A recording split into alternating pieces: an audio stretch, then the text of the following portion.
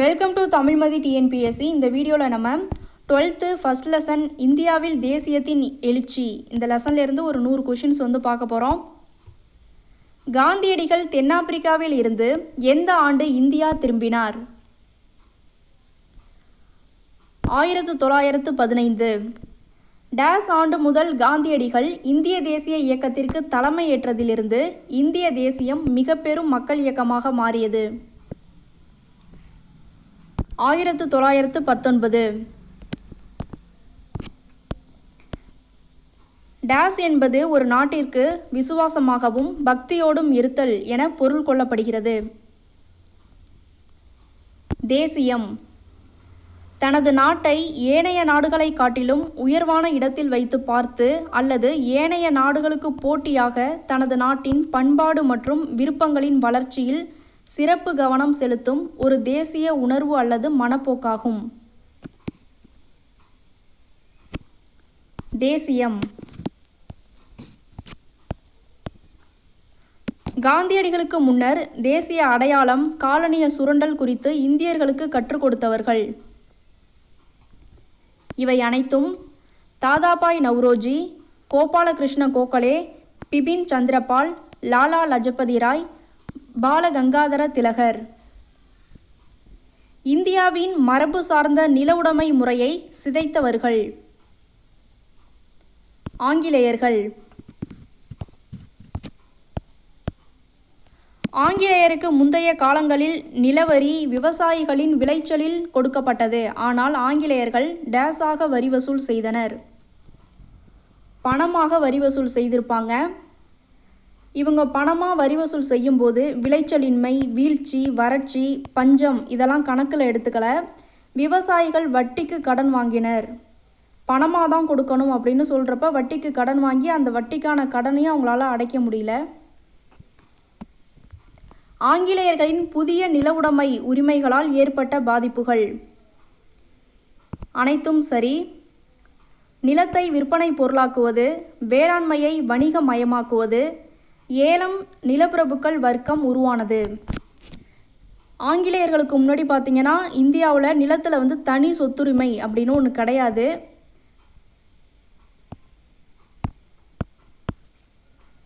இங்கிலாந்தின் தொழில் புரட்சியால் இந்தியாவில் ஏற்பட்ட விளைவு. தொழில்கள் நீக்கம். கூற்று 1.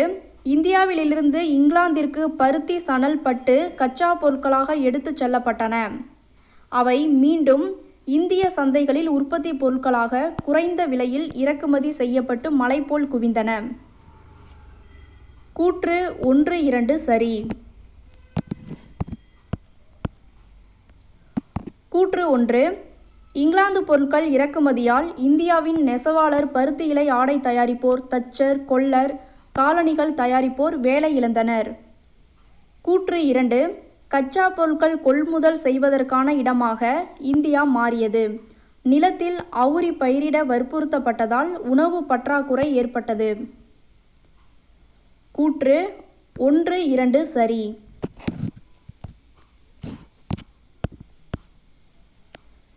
ஆயிரத்தி 1859-60 இண்டிகோ கழகத்திற்கு காரணம் அனைத்தும் சரி. குத்தகை விவசாயிகள் அவுரியை கட்டாய பயிரிட வேண்டும். சாதகமற்ற ஒப்பந்தங்கள் கையெழுத்திடப்படணும். அவங்க பண்ணையார்கள் கொடுக்கும் விலை சந்தையில் விற்கும் விலையை விட குறைவாக இருந்தது. அதனால் விவசாயிகள் பார்த்திங்கன்னா வரி கட்ட இயலாமல் இண்டிகோ கழகம் ஏற்பட்டது. 1859-60 இண்டிகோ புரட்சியின் மூலம் விவசாயிகள் வடக்கு வங்காளத்திலிருந்து யாரை வெளியேற்றினர்? பண்ணையார்கள். இந்தியர்கள் ஆங்கிலேயரின் கடல் கடந்த காலனிகளில் குடியேற காரணம் அனைத்தும் சரி. நீர்ப்பாசன வசதியின்மை. ஆங்கிலேயர்கள் பார்த்திங்கன்னா நீர்ப்பாசனத்தில் தூர் வாராமல் விட்டுருப்பாங்க. அதனால் நீர்ப்பாசன வசதி கிடையாது. நிலவரி அதிகமாக இருந்தது. வேலையின்மை பிரச்சனை, பஞ்சங்கள் ஏற்பட்டது. ஏன்னா அவுரி செடி, சாய செடியவே விளைவித்ததுனால உணவு உற்பத்தி பார்த்திங்கன்னா செய்ய முடியல. அதனால் அவர்கள் பார்த்திங்கன்னா கடல் கடந்து குடியேறினாங்க. இலங்கை, மொரீஷியஸ் இந்த மாதிரி. ஆங்கிலேயரின் வருகைக்கு முன் இந்திய ஆட்சியாளர்கள் பஞ்ச காலங்களில் செய்த நடவடிக்கைகள் அனைத்தும் சரி. வரி விலக்கு, பாதிப்பான பகுதியில் உணவு தானியங்கள் ஏற்றுமதிக்கு தடை, தானியங்கள் விலையில் முறைப்படுத்துதல். பொறுத்துக.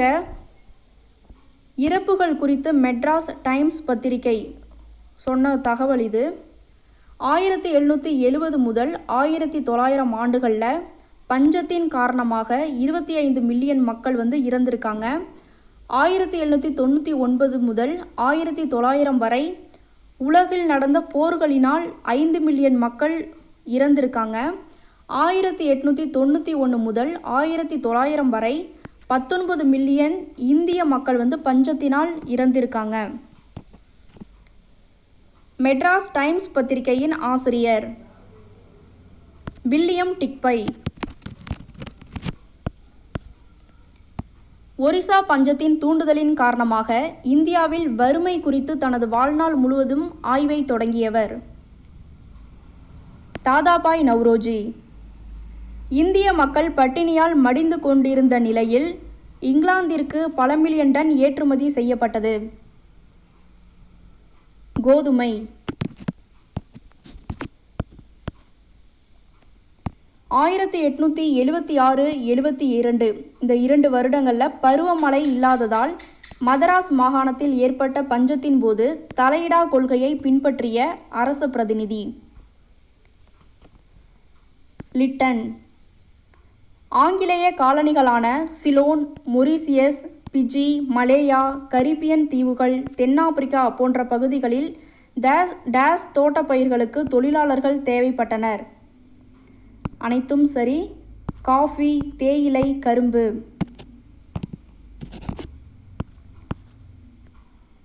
1815 சிலோன் ஆளுநர் எழுதிய கடிதத்தில் பெருந்தோட்டங்களில் வேலை செய்ய கூலிகளை அனுப்பி வைக்க யாரிடம் கேட்டுக்கொண்டார்? மதராஸ் மாகாண ஆளுநர். சிலோன் ஆளுநரின் கடிதத்தை மதராஸ் ஆளுநர் மேல் நடவடிக்கையாக எந்த மாவட்ட ஆட்சியருக்கு அனுப்பி வைத்தார்? தஞ்சாவூர் மாவட்ட ஆட்சியர். மக்கள் தங்கள் நிலத்தின் மீது அதிக பற்று கொண்டிருப்பதால் ஊக்கத்தொகை ஏதேனும் வழங்காமல் அம்மக்களை அவர்களின் சொந்த மண்ணிலிருந்து நகரச் செய்வது சிரமம் என தெரிவித்தவர் தஞ்சை மாவட்ட ஆட்சியர். தமிழ்நாட்டில் இருந்து குடிபெயர்ந்து இலங்கையில் காஃபி தோட்டங்களில் வேலை செய்த தொழிலாளர்களின் எண்ணிக்கை. இங்கே ஏன் போயிருப்பாங்கன்னா 1833-43 கடும் பஞ்சம் நிலவிருக்கும். அதனால் அவங்க எல்லாரும் இலங்கையில் இந்த தோட்டங்களில் பணிபுரிய போயிருப்பாங்க. 1837 கணக்குப்படி 10,000 தொழிலாளர்கள் இலங்கைக்கு சென்றதா சொல்கிறாங்க. 1846 கணக்குப்படி 80,000 மக்கள் இலங்கையில் காஃபி தோட்டங்களில் வேலை பணிபுரிந்திருக்காங்க. 1855 கணக்குப்படி 1,28,000 தொழிலாளர்கள் இலங்கைக்கு சென்றிருக்காங்க. 1877 கணக்குப்படி 3,80,000 மக்கள் இலங்கையில் காஃபி தோட்டங்களுக்கு இந்தியாவிலிருந்து போயிருக்காங்க. ஒப்பந்த தொழிலாளர் முறை. அனைத்தும் சரி. உழைப்புடன் கடுங்காவல் தண்டனை, 5 வருட ஒப்பந்தம், இறுதியில் குறைந்த கூலி. வறுமையில் வாடிய ஏழை தொழிலாளர்களை சூழ்ச்சியின் மூலமோ அல்லது கடத்தியோ கொண்டு வந்த அரசின் முகவர்கள் கங்காணிகள். பிரிட்டிஷ் இந்தியாவில் அடிமை முறை ஒழிக்கப்பட்ட ஆண்டு 1843. 1843 மொரீஷியஸ் குடியேற்றம் பற்றி அரசு அறிவிப்பு. 30,218 ஆண்கள், 4,307 பெண்கள் மொரீஷியஸுக்கு போய் குடியேறியிருக்காங்க. இதில் நூற்றாண்டின் இறுதியில் பார்த்திங்கன்னா 5 லட்சம் தொழிலாளர்கள் இந்தியாவிலிருந்து மொரீஷியஸ் போயிட்டாங்க. பொறுத்துக. ஒரிசா பஞ்சம் 1866. மதராஸ் பஞ்சம் ஒரிசா பஞ்சம் நடந்தது பார்த்திங்கன்னா 1866 தான். ஒரிசா பஞ்சத்தின் போது இறந்தவர்கள் பார்த்திங்கன்னா 1.5 மில்லியன் மக்கள் இறந்திருப்பாங்க. மதராஸ் பஞ்சம் 3.5 மில்லியன் மக்கள் இறப்பு. இந்திய சங்கம் 1865. கிழக்கிந்திய கழகம் 1866.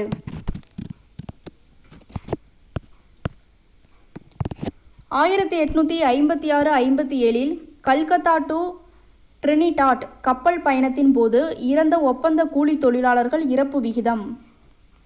கல்கத்தா டு ட்ரினிடாட் கப்பலில் பயணிக்கிறப்போ ஆண்கள் 12.3%, பெண்கள் 18.5%, சிறுவர்கள் 28%, சிறுமிகள் 36%, குழந்தைகள் 55% பார்த்திங்கன்னா இறந்திருப்பாங்க. பஞ்சங்களின் போது ஆங்கிலேயர்கள் பின்பற்றிய கொள்கை. தலையிடா கொள்கை. ஆங்கிலேயருக்கு முந்தைய இந்தியாவில் கல்வி உரிமை. ஆங்கிலேயர்கள் வரத்துக்கு முன்னாடி பார்த்திங்கன்னா பிராமணர்கள் தான் கல்வி கட்டுறாங்க. வித்தியாலயங்கள், சதுஸ்பதிகள் போன்ற கல்விக்கூடங்களில் பயின்றாங்க. பரம்பரை தொழில்கள், ஜாதி அடிப்படையில் பரம்பரை தொழில்கள் தான் பண்ணியிருக்காங்க. பெண்கள், ஒடுக்கப்பட்டோர், ஏழைகள் கல்வி கற்பது தடை. அனைத்தும் சரி.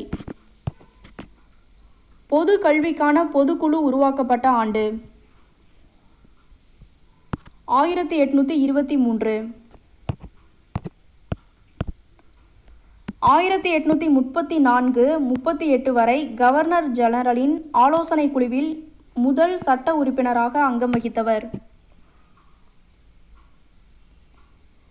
DP Macaulay. கல்வி பிராந்திய மொழிகளில் கற்பிக்கப்பட வேண்டும் எனும் கருத்தை முன்வைத்த குழு கீழ்த்திசை குழு.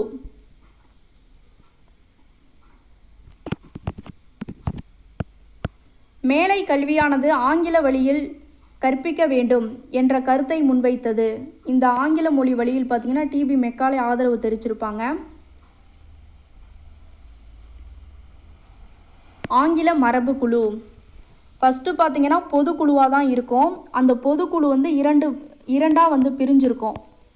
அதில் பார்த்திங்கன்னா கீழ்த்திசை குழு பிராந்திய மொழி அதில் கற்கணும் அப்படின்ட்டும், இந்த மேலை கல்வி ஆங்கில மொழியில் தான் கற்கணும் அப்படின்னு ஆங்கில மரபு குழுவும் 2 பிரிவாக பிரிஞ்சிருப்பாங்க. இந்திய கல்வி குறித்த குறிப்புகள் வெளியிட்டவர் டிபி மெக்காலே. இந்தியாவில் ஆங்கில கல்வி எந்த ஆண்டு அறிமுகப்படுத்தப்பட்டது? 1835.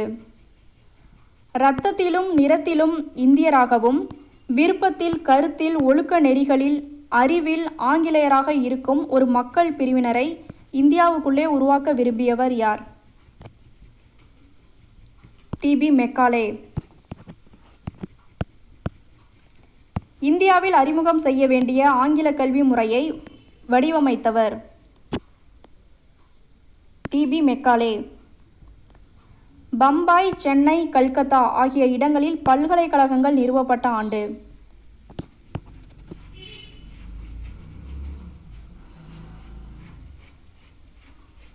1857.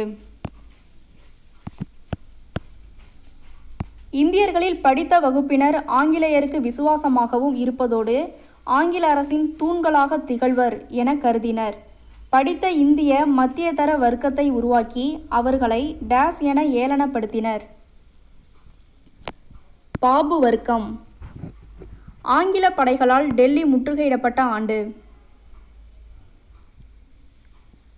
1857 ஜூன்.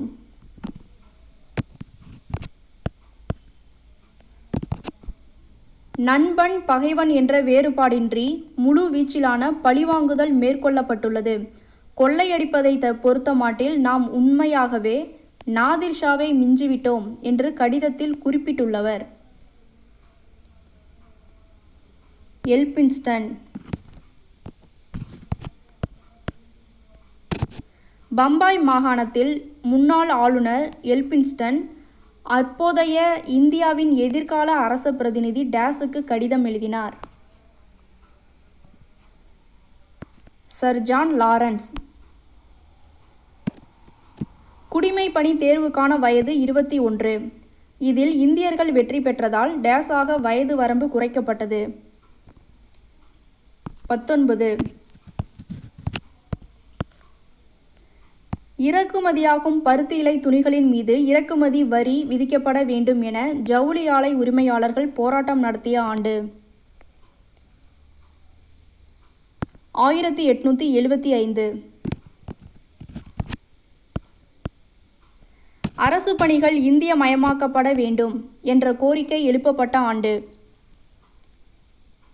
1877.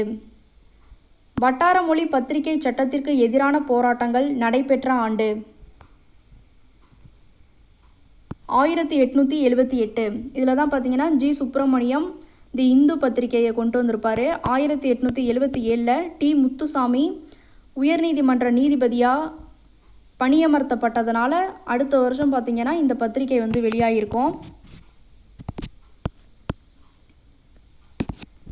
ரிப்பன் அரச பிரதிநிதியாக இருந்தபோது இந்திய நீதிபதிகள் ஐரோப்பியர்களை விசாரிக்க அதிகாரம் பெற்ற மசோதா இல்பர்ட் மசோதா.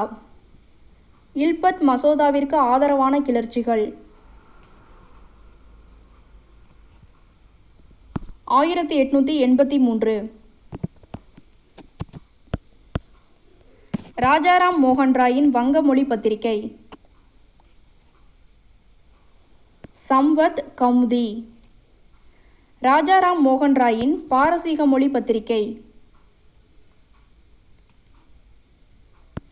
மிராத் உல் அக்பர்.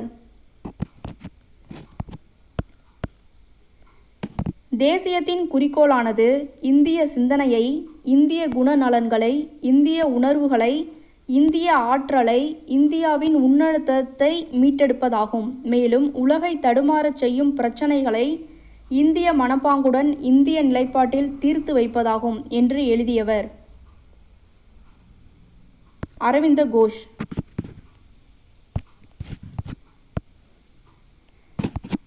அரேபிய, பாரசீக, சமஸ்கிருத மொழிகளில் இருந்த மத வரலாற்று இலக்கிய நூல்களை ஆங்கிலத்தில் மொழிபெயர்த்தவர்கள் அனைத்தும் சரி.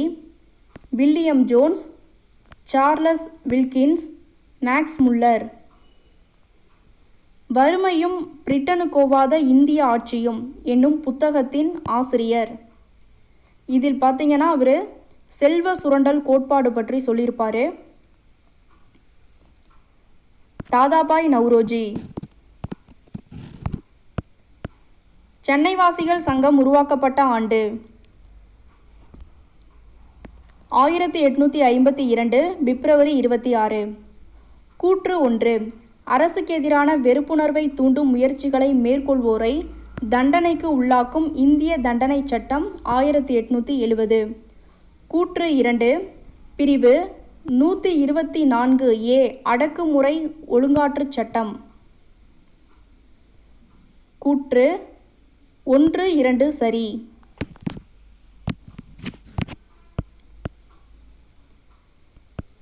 ஆயிரத்து 897 ஜூலை 27 இந்திய தண்டனை சட்டம் பிரிவு 127(7) கீழ் குற்றம் சாட்டப்பட்டவர். இதுதான் அடக்குமுறை ஒழுங்காற்று சட்டம். இதில் குற்றம் சாட்டப்பட்டவர் யாருன்னா பாலகங்காதர திலகர்.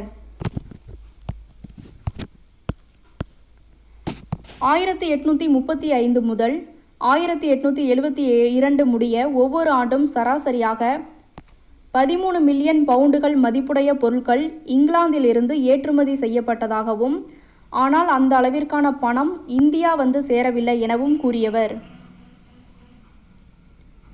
தாதாபாய் நவ்ரோஜி. எக்காரணத்திற்காக இங்கிலாந்திற்கு இப்பொருட்கள் ஏற்றுமதி செய்யப்பட்டன என தாதாபாய் நவ்ரோஜி கூறுகிறார். அனைத்தும் சரி. லண்டனில் வாழும் கம்பெனி பங்குதாரர்களுக்கான பங்கு இருப்பு பாதை போட்டாங்கல்ல அந்த முதலீட்டாளர்களுக்கு தர வேண்டிய வட்டி, அதிகாரிகள் தளபதிகள் அவங்களுக்கான ஓய்வூதியம், போருக்காக இங்கிலாந்து இந்தியாவிற்கு கடன் வட்டி கொடுத்துருக்கோம், அந்த கடனுக்கான வட்டி, இதுக்காக தான் பார்த்திங்கன்னா அந்த 13 பவுண்டு எடுத்திருக்காங்க அப்படின்னு சொல்கிறாங்க. சென்னை வாசிகள் சங்கம் இங்கிலாந்து பாராளுமன்றத்தில் முன்வைத்த குறைகள் அனைத்தும் சரி. ரயத்துவாரி, ஜமீன்தாரி, கம்பெனி அதிகாரிகளின் அடக்குமுறைகளிலிருந்து விவசாயிகளை காப்பாற்றணும், மீட்டெடுக்கணும், பண்டைய கிராம முறைகளை மீட்டெடுக்கணும் அப்படின்னு சொல்லியிருப்பாங்க. நீதித்துறை தாமதமாகவும் சிக்கல்கள் குறைபாடுகள் நிறைந்ததாகவும் இருக்குது. நீதித்துறை பார்த்திங்கன்னா அப்போது ஆங்கிலத்தில் தான் நடக்கும்.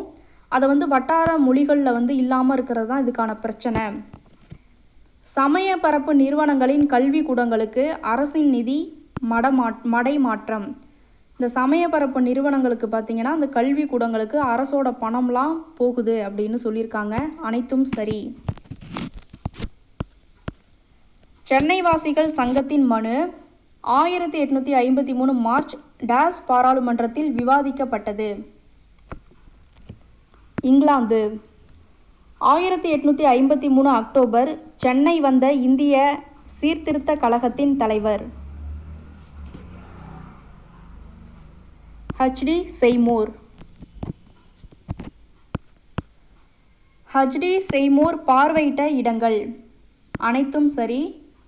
குண்டூர், இது பார்த்திங்கன்னா ஆந்திரா, கடலூர், திருச்சிராப்பள்ளி, சேலம், திருநெல்வேலி. 1853 பட்டய சட்டம் இந்தியாவில் டாஸ் முறை தொடர அனுமதி வழங்கியது. கம்பெனி ஆட்சி. இவர் ஹச்டி செய்மூர் பார்வையிட்டு போயிட்டு இந்த கம்பெனி ஆட்சி நடக்கட்டும் அப்படின்னு சொல்லிடுவாங்க. ஆனால் 1857 புரட்சியின் போது பார்த்திங்கன்னா விக்டோரியா மகாராணியோட அந்த ஆட்சி வந்துடும். கம்பெனி ஆட்சி பார்த்திங்கன்னா கிளம்பிடும் இங்கிலாந்துக்கு. சென்னை வாசிகள் சங்கம் கம்பெனி ஆட்சி ஒழிக்கப்பட வேண்டும் என்று ஆங்கில பாராளுமன்றத்தில் அனுப்பிய மனுவில் எத்தனை பேர் கையெழுத்திட்டனர்? 14,000 பேர். சென்னை மகாஜன சங்கம் நிறுவப்பட்ட ஆண்டு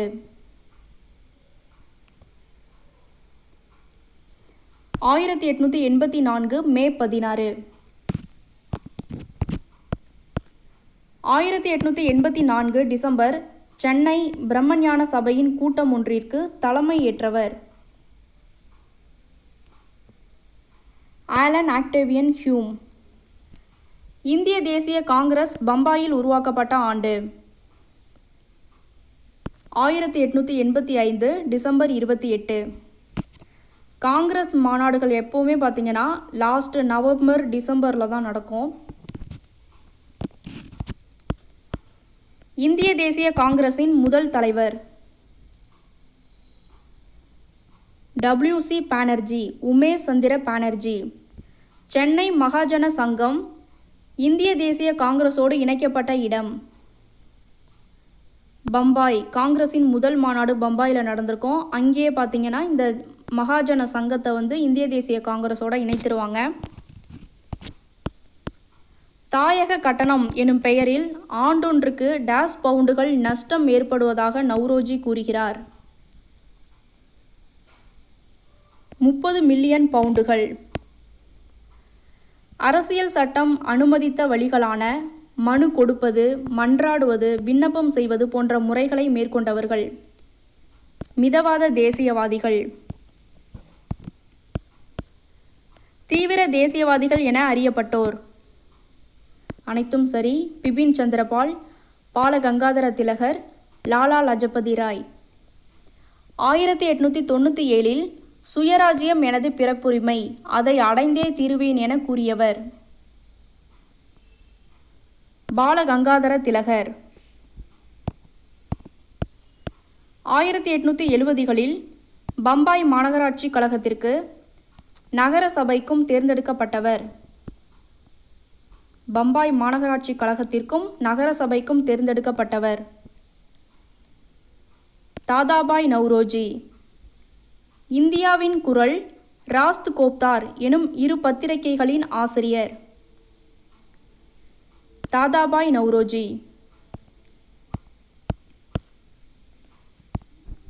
கேசரி, மராட்டா எனும் இரு பத்திரிகைகளின் ஆசிரியர். பாலகங்காதர திலகர். பொறுத்துக.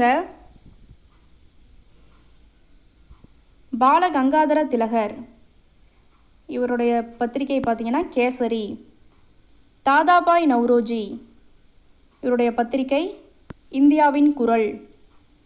மெக்காலே, டிபி மெக்காலே பார்த்தீங்கன்னா இந்தியா கல்வி குறித்த குறிப்புகள். வில்லியம் டிக்பை இவர் மெட்ராஸ் டைம்ஸ் பத்திரிகையின் ஆசிரியர். பெங்காலி எனும் செய்தி பத்திரிகையின் ஆசிரியர். சுரேந்திரநாத் பானர்ஜி. இந்திய தேசிய காங்கிரஸில் பத்திரிகையாளர்களாக இருந்தவர்கள். 3/4 பேர் பார்த்தீங்கன்னா பத்திரிகையாளர்களாக தான் இருந்திருப்பாங்க. பொறுத்துக. ஆங்கில கல்வி சட்டம் 1835. அடிமை முறை ஒழிப்பு 1843. சென்னை வாசிகள் சங்கம் அது பார்த்தீங்கன்னா 1852 தான். இண்டிகோ கழகம் 1859. மேலை நாட்டு அறிஞர்களால் கற்றறிந்த இந்தியர்கள் அறிந்து கொண்டது. அனைத்தும் சரி. தேசியம், மக்களாட்சி, சோசியலிசம். மக்களுக்கு மிகவும் பிடித்த வைஸ்ராய் ரிப்பன் பிரபு. இந்தியாவில் ஆங்கிலேயர்களுக்கு சொந்தமான பகுதிகள் மகாராணியின் நேரடி கட்டுப்பாட்டிற்குள் வர வேண்டும் என போராட்டம் நடத்திய அமைப்பு. சென்னை வாசிகள் சங்கம். இது பார்த்தீங்கன்னா 1881 முடிஞ்சிரும். அதுக்கப்புறம் பார்த்தீங்கன்னா சென்னை மகாஜன சங்கம் இதை 1884 தொடங்குவாங்க. ஒரு அமைப்பு வேண்டும் அப்படின்னு சொல்லிட்டு.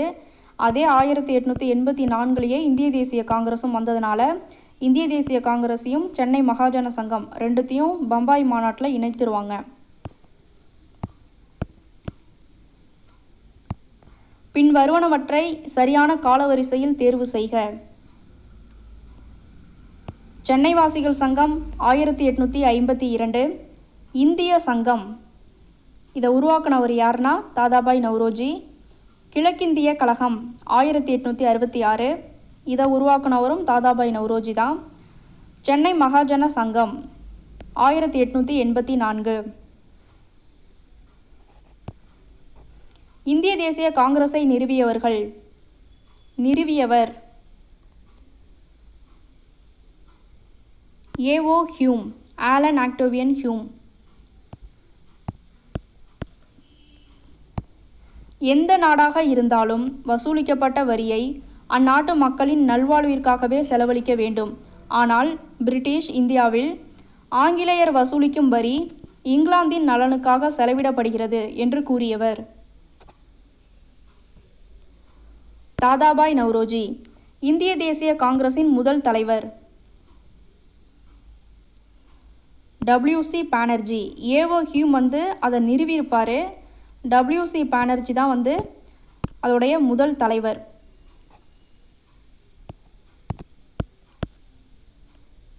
இந்தியாவில் முதுபெரும் மனிதர் என அழைக்கப்படுபவர் தாதாபாய் நவ்ரோஜி. வறுமையும் பிரிட்டனுக்கு ஒவ்வாத இந்திய ஆட்சியும் எனும் நூலை எழுதியவர்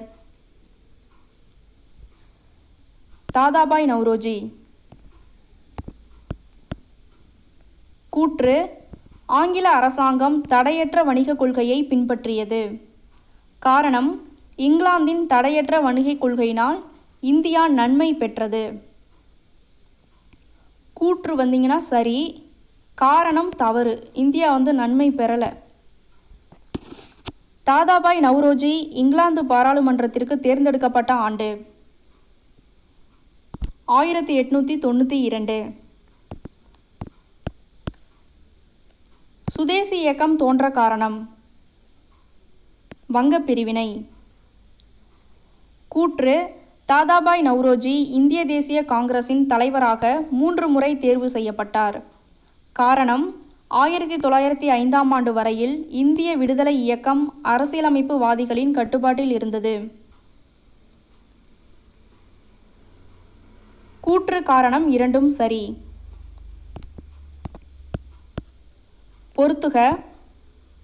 பிரம்ம சமாஜம் ராஜாராம் மோகன் ராய் உருவாக்கியிருப்பார் 1828. பிரார்த்தனை சமாஜம் 1867. ஆத்மராங் பாண்டுரங். ஆரிய சமாஜம் 1875. சுவாமி தயானந்தா சரஸ்வதி நிறுவியிருப்பார். இந்திய குடிமைப்பணி அதிகாரி இந்தியன் சிவில் சர்வீஸ் ICS ஆஃபீஸராக இருந்தவர் யார் அப்படின்னா ஆலன் ஆக்டோவியன் ஹியூம். இவர் தான் இந்திய தேசிய காங்கிரஸை நிறுவியவர்.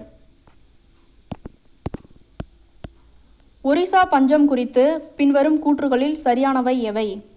ஒரிசா பஞ்சம் 1866 நடந்திருக்கும். 1.5 மில்லியன் மக்கள் ஒரிசாவில் பட்டினியால் இறந்தனர். பஞ்ச காலத்தில் 200 மில்லியன் பவுண்ட் அரிசி பிரிட்டனுக்கு ஆங்கில அரசு ஏற்றுமதி செய்தது. ஒரிசா பஞ்சத்தப்போ அரிசி பிரிட்டனுக்கு ஏற்றுமதி செய்யப்பட்டது. கூற்று 1, 2 சரி. ஓகே ஃப்ரெண்ட்ஸ், தேங்க்ஸ் ஃபார் வாட்சிங்.